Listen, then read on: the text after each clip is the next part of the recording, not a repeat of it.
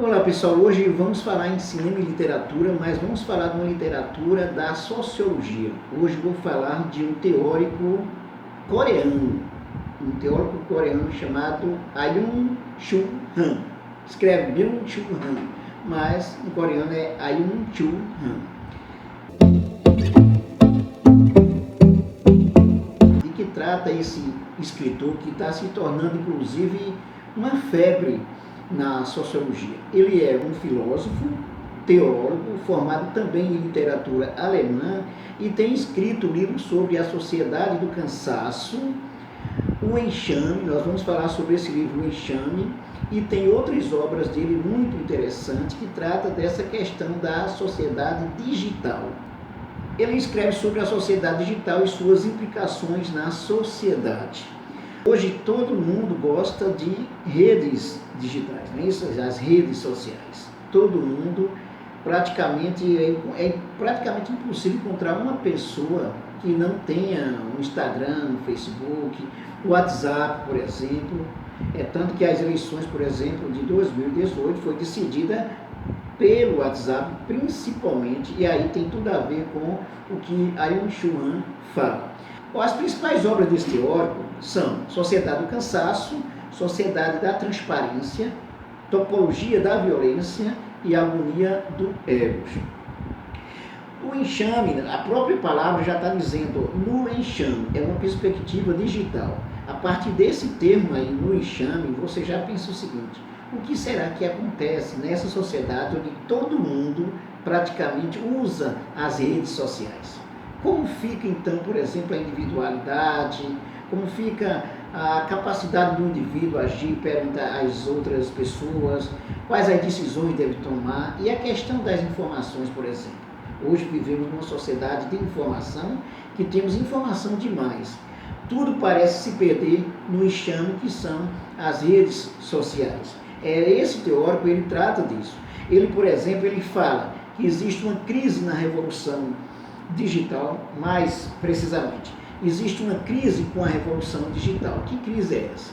Primeiro vai levar em consideração que a sociedade anterior, por exemplo, a sociedade quando começou a industrialização, ela já fez assim, ela criou uma dinâmica muito grande entre as pessoas, né, nas coletividades, uma dinâmica que as pessoas não sabiam como agir. Agora temos as redes sociais que mexeu muito mais com as pessoas. E veja bem, ele trata com a questão da individualidade, como é que esse indivíduo age na sociedade, como é que as coisas se organizam nessa sociedade, quais as implicações dessa sociedade baseada no digital, nas redes sociais. A formação de muitos ameaça uma relação de poder e de soberania. Existe uma formação de mundos, mas no sentido individualizado nessa sociedade. Por exemplo, você tem o seu WhatsApp, vamos dizer que você tem só o WhatsApp, e você se rege pelo WhatsApp. Você passa suas informações pelo WhatsApp e recebe informações pelo WhatsApp.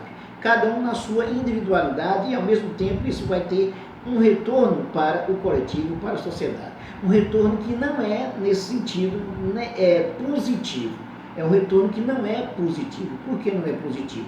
Porque você tem, na verdade, os indivíduos isolados nas redes sociais, cada um no seu cada qual. A nova massa é o enxame digital. A palavra massa, ela está relacionada àquilo que você consegue, inclusive, misturar, embolar, mexer, controlar. Massa é isso. A clássica palavra de massa, quando envolve o indivíduo, está relacionada a isso, um amontoado de pessoas que você não sabe, na verdade, o que se quer. Você não sabe o que vai acontecer com essa massa, o que vai se decidir e qual a implicação no indivíduo. Com a sociedade digital, a coisa se torna mais grave ainda. Por que se torna mais grave? Porque essa sociedade digital, você tem um indivíduo isolado no seu canto, ele toma as suas decisões a partir daquilo que ele considera importante, mas ao mesmo tempo ele está embebido por tudo que se apresenta nas redes sociais, nas suas individualidades. É uma sociedade isolada, isolacionista, individualista.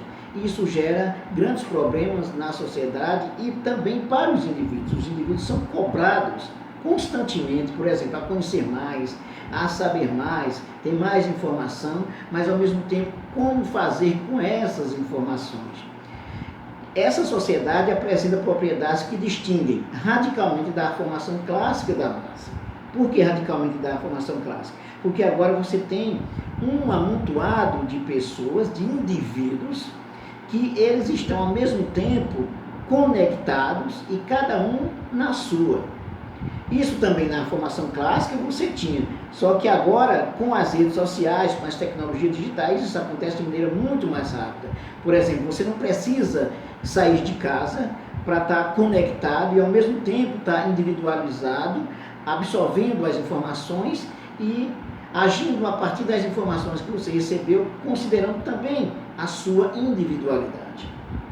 No enxame digital não habita nenhuma alma, nenhum espírito. Esse é o problema, porque no enxame digital a tendência é seguir a maioria, ao mesmo tempo que se leva em consideração o que é melhor para mim, ou seja, o que é melhor para mim como indivíduo. Não interessa o coletivo, mesmo que esse coletivo se forme com uma massa de indivíduos, mas não tem alma, não tem espírito. Não tem alma porque não tem assim aquele significado profundo, carregado com vários sentidos, em que as pessoas elas se sentem pertencer, por exemplo, à sociedade. Na sociedade digitalizada, nesse enxame, não temos esse se sentir pertencer, temos mais o lado egoístico. Ele até vai citar que as redes sociais como o Facebook, o Twitter, por exemplo, são redes sociais narcísicas, que as pessoas interagem na sua individualidade, ao mesmo tempo que está preocupado com o que vai ser melhor para si, o que vai gerar inclusive o seu boom, o seu glamour, pelo menos naquele momento, mesmo que seja etéreo, mesmo que seja assim, que suma de repente. Então essa individualidade é problemática porque você não tem a relação com o outro, você está preocupado com como você vai se sentir bem com aquele amontoado de coisas, ao mesmo tempo que você age. Só que isso tem uma resposta à sociedade. O enxame digital é formado por indivíduos singularizados, mas cada indivíduo não tem sua singularidade. É verdade que cada indivíduo tem sua singularidade. A questão é que esse enxame digital, você tem um amontoado de indivíduos nas redes sociais que age a partir da sua singularidade, que ao mesmo tempo é tomado pelo boom do momento e que não se sente pertencer ao outro, à coletividade, de modo que a parte egoística é o que vai predominar. Isso aí não se sabe, por exemplo, o que pode implicar para a sociedade e para o próprio indivíduo, porque você também está indo na onda do que se apresenta nessa rede de indivíduos e que você também está preocupado com a sua individualidade. Essa massa revela propriedades que não podem ser referidas aos indivíduos. Olha só que coisa complicada. Essa massa ela é tão assim misturada e individualizada ao mesmo tempo que as propriedades dessa massa, desse enxame digital, não se referem aos indivíduos, porque cada um está preocupado consigo mesmo. Não há uma referência de que, por exemplo, você se relaciona na rede social, você tem seu amiguinho no Facebook, por exemplo, mas você não está preocupado com o seu amigo no Facebook, você não está preocupado com os outros, da mesma forma que o outro não vai estar preocupado em você, vai estar preocupado no glamour do momento, no que pode gerar, assim, pelo menos uma ilusão de bem-estar naquele momento. Só que a sociedade continua com suas implicações, a sociedade continua com seus conflitos, com os seus problemas. Então, quando você não tem essa visão da coletividade, aí você gera um grave problema para a sociedade, que por sua vez retorna ao indivíduo. Aí eu lembro, por exemplo, do Durkheim, quando analisou a sociedade e trabalhou o conceito de fato social, ele trabalhou a questão indivíduo e sociedade. E sabe qual era a preocupação do Durkheim? Era que se o indivíduo se tornar maior do que a sociedade, essa sociedade ela se destrói, ao mesmo tempo que também o indivíduo vai se autodestruir. O que significa isso? a sociedade que nós vivemos hoje com as redes sociais. Embora o Byung-Chul Han não fale sobre o Durkheim, ele trabalha, por exemplo, com autores como o Barthes, por exemplo, ele trabalha com outros autores também, o Heidegger, inclusive ele tem uma tese sobre o Heidegger, ele não fala sobre o Durkheim, mas serve bastante a gente fazer essa relação com o Durkheim para entender, olha, o Durkheim, de certa forma, ele tem razão quando ele leva em consideração a necessidade de regras coletivas para que os indivíduos, a individualidade, o individualismo não se tornem maior do que a sociedade, porque aí vai ser um enxame que vai gerar várias turbulências. Então é essa sociedade que nós estamos vivendo hoje, essa sociedade do indivíduo egoístico, um indivíduo que está preocupado apenas consigo mesmo, ao mesmo tempo que ele está presente no enxame das redes sociais, das tecnologias. Vamos pegar um trechinho do final do livro do enxame do Byung-Chul Han, que ele vai dizer o seguinte: a partir de um determinado ponto, a informação não é mais informativa, mas sim deformadora. E a comunicação não é mais comunicativa, mas sim cumulativa.